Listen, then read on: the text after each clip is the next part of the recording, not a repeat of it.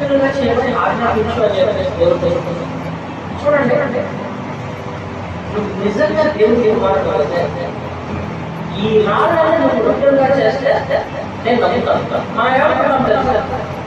మన ఎవరో ఒక సలహా చెప్తా ఉంటాం, నేను వరి చేసేలా చేసేలా మనం అనుకుంటాం. వాళ్ళు ఏం చెప్తున్నామో మనకు అవసరం.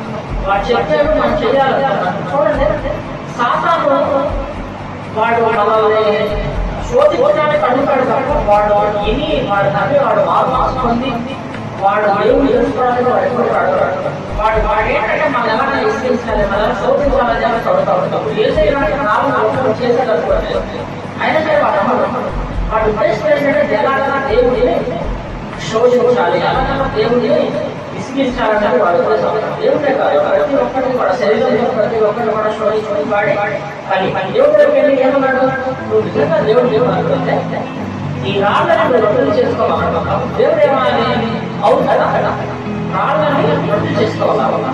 అవును అవును, అసలు ఈ ఐడియా రాళ్ళని రొట్టెలు చేస్తాను ఫస్ట్ చేయకండి, కష్టం చేయకండి, రాళ్ళు అంటే ఎందుకు చేయలేదంటే అపవాదం అనేవాడు వాడు నిజంగా నిజంగా నాలుగు చేసుకోవాలన్నా, నిజంగా నాలుగు చేసుకోవాలన్నా దేవుడు మన హృదయాన్ని ఎరిగిన దేవుడు.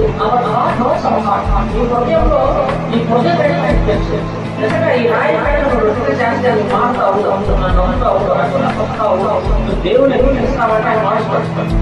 కళ్ళ నుంచి నీళ్ళే ఇచ్చిన దేవుడు నాలుగు మంది చేయడం కాదు. అతను మాట అపవాదం చేస్తాననేవాడు ద్వారా అతను మాట ఎందుకంటే దేవుడు అల్ప ఉండేగా అయినవాడు. దేవుడు ఆయన ప్రెసెంట్ తెలుసు, ఆయన ఫ్యూచర్ తెలుసు, ఆయన కాస్పడుతుంది. శ్రోత కొంచెం సాధారణవాడు ఆ రాయి వృద్ధి చేసేసే వాడు మారడం తెలుసు కాబట్టి దేవుడు చేస్తే మనకి కొన్ని ఇష్టం చాలా జాగ్రత్త అనమాట. అవసరం మనం మిస్ చేయకూడదు.